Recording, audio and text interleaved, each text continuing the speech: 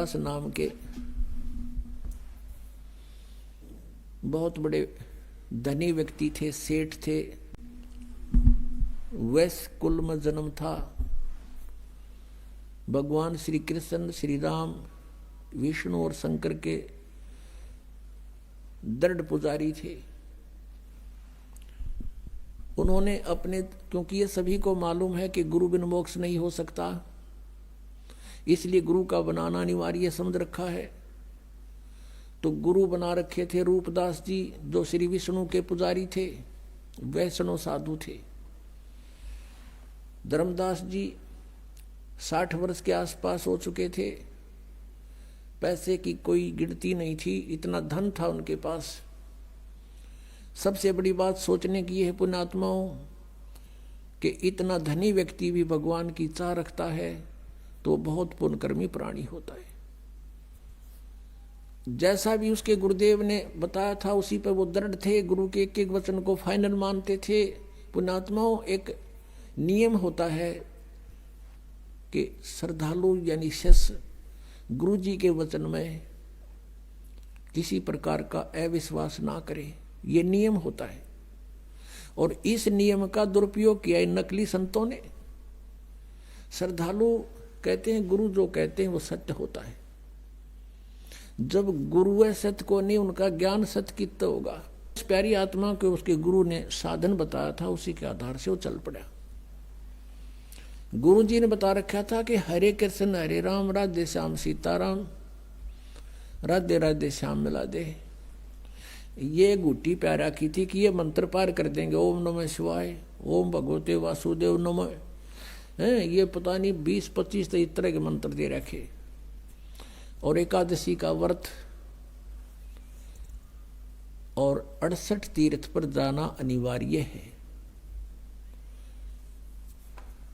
इस प्रकार वो साधक, और गीता जी का नित्य पाठ करना चाहिए। ऐसे ही वो धर्मदास जी गुरुदेव के आदेश अनुसार प्रतिदिन गीता जी का नित्य पाठ करे, एकादशी का व्रत रखता था। और उसने 68 तीर्थ करने की योजना बना ली। भाई गुरु जी ने कहा है 68 तीर्थ अवश्य जाने चाहिए।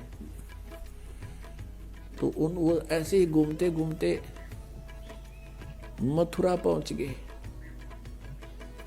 अब द्वारका तो न पाई कोई ना, क्योंकि द्वारका तो समुद्र में डूब गई थी। ना द्वारका भी धक्के खुआओ ये कृष्ण जी। एक तो सुख कर गए थे कि द्वारका तो कोई ना रही उड़ा चौक बताओ ना, तो वहां भी धक्के खुआते, बहुत दूर पड़ा हो यहाँ तक। तो मथुरा पहुंच गया और वहां उस तालाब में जहाँ श्री कृष्ण जी कहते हैं कृष्ण जी नहाया करते थे, गौ चराया करते थे, उस तीर्थ में, जोड़ में, तालाब में।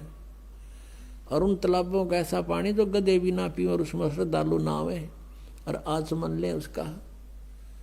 अब आत्मा को तो भगवान की चाह है किसी तरह मिल जाए, उसने प्राप्त करना है, लेकिन उसका वे ठीक नहीं है, तो तरीका मार्ग ठीक नहीं, कैसे मिलेगा वो भगवान। अब धर्मदास जी सुबह सुबह स्नान करके उस जोड़ में, तालाब में, मथुरा के में, जिसमें बड़े सैकड़ों आदमी नहावे, गंद माच रहा, और वहीं से लोटा भर के पानी का उसने अमृत जान के वहां रख लिया। लिपा पोती करी, यानी कुछ ग्राउंड लिपा, मड प्लस्टर थे, गाय का गोबर मिला के मिट्टी में, और वहां पर फिर बैठ के लगा नित्य नियम करने। परमात्मा पूर्ण ब्रह्म अपना अन्य रूप बना के, एक जिंदा महात्मा का रूप बनाकर वहां पहुंच गए, बैठ गए धर्मदास जी से 50 फुट की दूरी पे। जिंदा महात्मा होते हैं जो मुसलमानों के अंदर जिंदा महात्मा बोलते हैं उनको, जिंद पीर।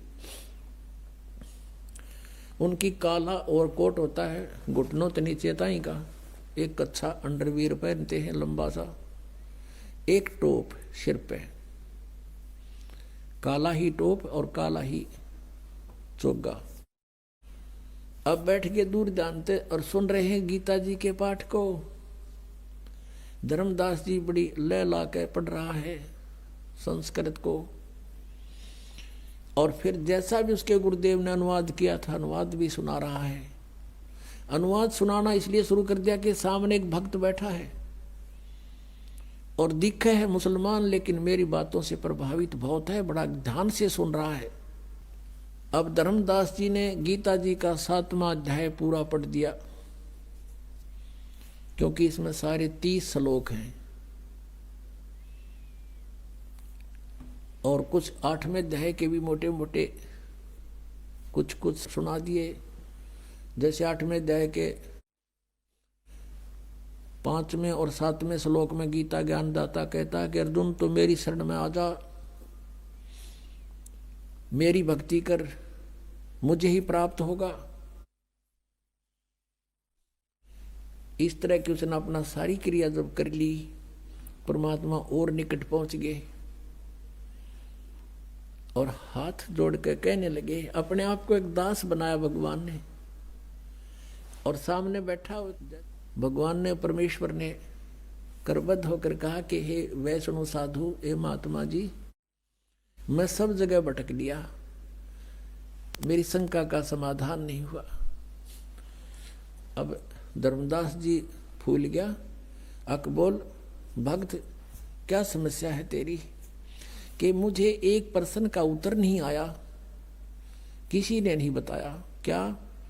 कि कौन ब्रह्मा का पिता है, कौन विष्णु की माँ और शंकर का दादा कौन है, हमको दे बता। धर्मदास जी हंसे पहले तो कि वाह भाई वाह, आपको हमारे हिंदू सदग्रंथों का पता नहीं, इसलिए आप ऐसा बोल रहे हैं। भक्त, ये तो अजरो अमर हैं, इनके कोई माता पिता नहीं है, ये तो सर्वेश्वर हैं, ब्रह्मा विष्णु जी शिव जी, ये तो बड़े समर्थ शक्ति हैं, अजन्मा है, इनका कोई माता पिता। परमेश्वर ने कहा कि आप अपने सदग्रंथों से परिचित नहीं हैं महात्मा जी। श्री देवी भागवत में पढ़कर देखो, 3रे स्कंद में, इनकी जन्म मृत्यु होती है, ये अविनाशी नहीं है। अब उस समय ये संस्कृत में थे सारे, तो वो उसने एक ब्राह्मण से पूछा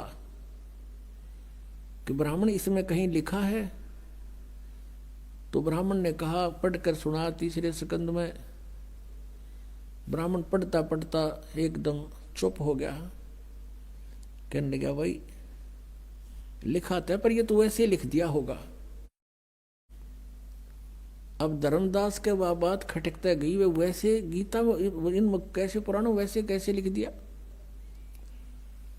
फिर परमात्मा ने कहा कि बात सुनो, आप 7वें अध्याय को पढ़ रहे हो, 7वें अध्याय में इस गीता जी के पढ़ने से क्या लाभ होगा आपको? यदि मैं भी पढ़ने लगूं, आपका अनुयायी बनूं, तो इस गीता जी के नित पाठ से क्या लाभ होगा, ये बताओ मुझे। धर्मदास जी ने कहा कि इससे ये मोक्ष होता है, एक राजा ने पढ़ी थी, उसको संतान होगी, एक ने ऐसा पढ़ा था, उसको ऐसे हो गया। परमात्मा ने प्रश्न किया कि किसी एक किसान का पुत्र था, एक किसान था, उसके वृद्ध अवस्था में एक पुत्र प्राप्त हुआ, इकलौता। अब किसान ने सोचा कि मेरी मृत्यु के बाद कहीं ये पुत्र मेरे व्यवसाय से अपरिचित ना रह जावे, मैं ये युवा होगा तब तक मेरी मृत्यु हो जाएगी। उसने अपना सारा अनुभव एक बही में लिख दिया पैड पे और कहा, बेटा जब तू सियाना हो जा, बड़ा हो जा, खेती करने लगे, तो मेरे इस लेख को अवश्य पढ़ना। अब वो किसान का पुत्र उसको पढ़ रहा, अपने पिता की मृत्यु के उपरांत उसके द्वारा दिए गए अनुभव के उस लेख को डेली पढ़ता है। तो उसको डेली पढ़ने का क्या उद्देश्य है उसका? परमात्मा कहते हैं उसका उद्देश्य यही होगा ना कि उस जैसे पिताजी ने कहा वैसे बीज बोए, वही कणक बीज है, उसका उसी तरह उसी सीजन में उसकी बिजाई करे और उसी तरह समय समय पर उसमें सिंचाई करे। कहा जी हाँ बिल्कुल ऐसा ही है, और उसका फायदा क्या लिखने का? और वो गेहूं के स्थान पर तो बांग बोए, गेहूं के बीज के स्थान पर भांग बो रहा हो तो कैसा है वो किसान? अगो तो मूर्ख है, मूर्ख है तो वही बोनी पेंगे तो लिख रखा है, लिखा हुआ उसमें। तो भगत जी जो आपकी गीता जी में लिखा है, आप वही बीज बोगे, वही शास्त्र अनुकूल साधना करोगे, वही नाम जाप करोगे तो लाभ होगा। बीज भक्ति का नाम है,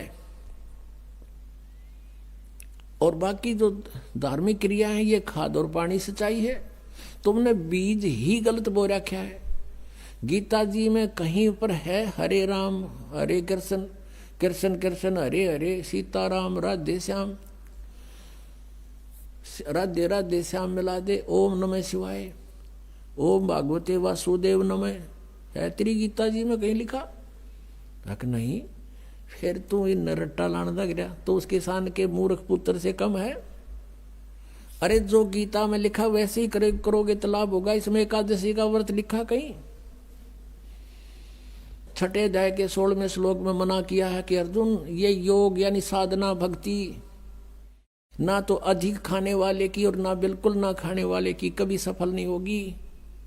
बिल्कुल ना खाना व्रत रखना एकादशी का, सारा दिन भूखे मरते हो तुम।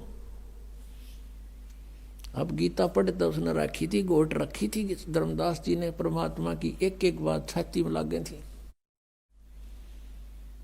अरे तू गीता जी को सिरोधार्य मानता है, भगवान के आदेश विरुद्ध तू साधना कर रहा है। 16वें अध्याय के 23वें श्लोक में लिखा है, शास्त्र विधि को त्याग कर जो मनमाना आचरण करते हैं उनकी ना गति होती, ना उनको कोई सिद्धि प्राप्त होती, ना उनको कोई सुख होता, यूजलेस। अब यो मन बड़ा शैतान है, यो जल्दी से हार नहीं मानता। अब सारी समझ रहा है, सुन रहा है और हृदय में जा रही है। अब क्या हुआ?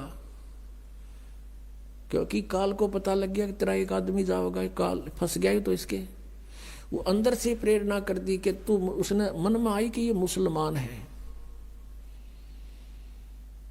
और ये वैसे बकवास कर रहा है। सभी तो राम नाम ऐसा ही जप रहे हैं, सभी तो इन नामों का जाप करें पूरे हिंदू समाज में। तो उसने क्या कहा धर्मदास ने परमात्मा को कि जिंदा तेरी बात मैंने बहुत कड़वी लगे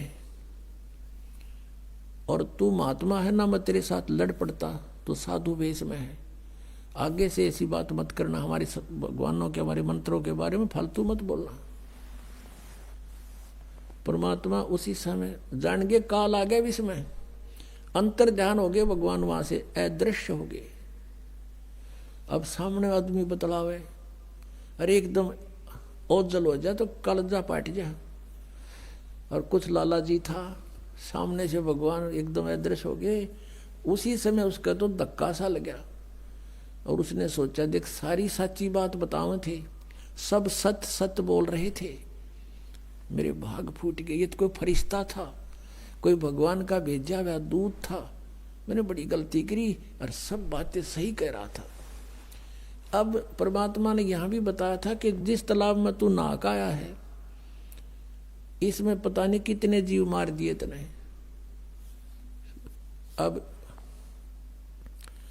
धर्मदास को जो मालिक ने बताई थी तू पूजा पढ़े गीता ने, और गीता जी के 8वें अध्याय के 13वें श्लोक में पढ़ ले कि ओम इति एकाक्षरम ब्रह्म विवरण माम अनुसमरण ये पर्याति तजन देहम सयाति परमाम गतिम।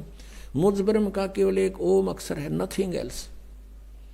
और जो इसका उच्चारण करके सिमरण करता हुआ शरीर छोड़कर जाता है, सयाति परमाम गतिम, वो परम गति को प्राप्त होता जो ओम से मिलने वाली परम गति है।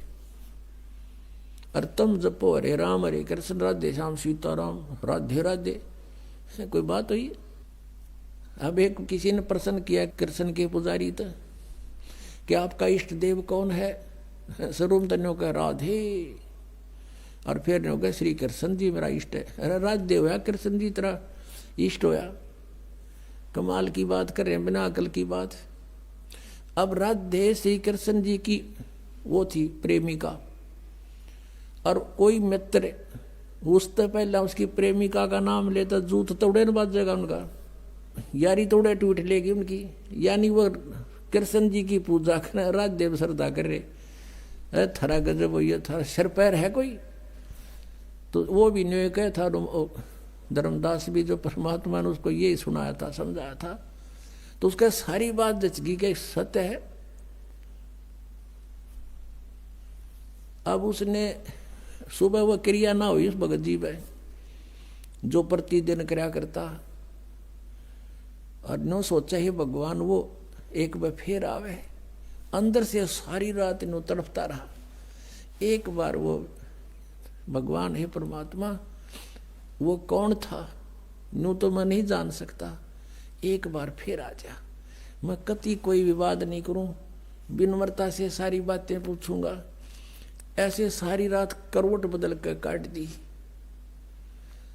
सुबह को नहीं पूजा हुई ना उस जोड़ में नहाने जल करा तालाब में मथुराले में। रोटी बनाने लग गया, बखते उठ के वक्त से खाना बनाने लग गया, लकड़ बाल के। जैसे जंगल ते लकड़ी शाम ने तोड़ के ले आया था, चूल्हा बनाया ईंटों का कच्चा पक्का, उसमें एक मोटी लकड़ी लगा दी, साथ में सहयोगी लकड़ियां लगा के अग्नि जला दी, खाना बनाने लग गया, सब्जी बनाई, रोटी बनाई। और वो लकड़ियां जलती जलती निकट आ गई। मोटी लकड़ी लंबी थी 2-3 फुट की, वो जलती जलती निकट आ गया। एंड उसका सामने आ गया धर्मदास जी को आखिरी सिरा दिखाई देने लग गया उस मोटी लकड़ी का। वो बीच में थोथी थी, ओलो थी उसमें, जैसे लकड़ियों में सुराख सा होता है, और थोड़ी थोड़ी सी गिल्ली थी। अब उधर से सूर्य उदय होने वाला हो गया। अब क्या देखता है धर्मदास के उस लकड़ी के अंदर जो वो थोथी थी, सुराख था थोड़ा थोड़ा अंदर, उसमें से चींटियां बाहर निकलने का प्रयत्न कर रही हैं। उनके मुख में अंडे हैं और बाहर निकलने की चेष्टा करती हैं। तो उस लकड़ी के एंड में, अंत में एक तरल सा पदार्थ उबल रहा है, जल लकड़ी गर्म होने से उबल रहा है बाहर के हिस्से पर। आगे जाती हैं तो अग्नि जल रही है उस लकड़ी में, वो बाहर भाग रही है तो वहां उसके ऊपर गिर के उस तरल पर चटक मटक हो रही है, जल रही है। अब धर्मदास जी के हाथ पैर फूल गए। उसने तुरंत उस लकड़ी को बुझा दिया, पानी डाल दिया, सारी अग्नि बुझा दी। जितनी भोजन बन गया था बनाया, बाकी नहीं बनाया। अब उसने सोचा है भगवान, आज तो ना जाने कितने जीव जल गए इसके अंदर, इतनी लंबी लकड़ी थी ये तो, और अब तो ये इतनी शेष रहती है, और इसमें सारी में चींटियां भरी थी, ये जल गए, इनके बच्चे भी जल गए। इस पाप के भोजन को आज मैं नहीं खाऊंगा, इसको किसी साधु संत को खिला दूंगा, मैं आज निराहार रहूंगा। ऐसा विचार करके वो सारा भोजन उठाया और चल पड़ा साधु संत की तलाश में। हम साधु संत किसको मानते हैं? जिसने या तो बड़ी बड़ी दाढ़ी रखा रखी हो, ऊपर जटा बढ़ा रखी हो, कति एक बस लंगोट बांध रहा हो और बैठा हो नगन, या कति लाल कपड़े हो, गेरुआ कपड़े हो, या मूंड मुंडा रखा हो, कोई माला पैर रखी हो, ऐसे को हम संत मानते थे। परमात्मा ने जैसा दृष्टिकोण उसने मान रखा था, ऐसा साधु मिला, उसा रूप बना लिया। एक हिंदू संत का रूप बना के एक पेड़ के नीचे बैठ गए। धर्मदास जी की दृष्टि पड़ी, सोचा कि वो महात्मा भी निकट ही मिल गए।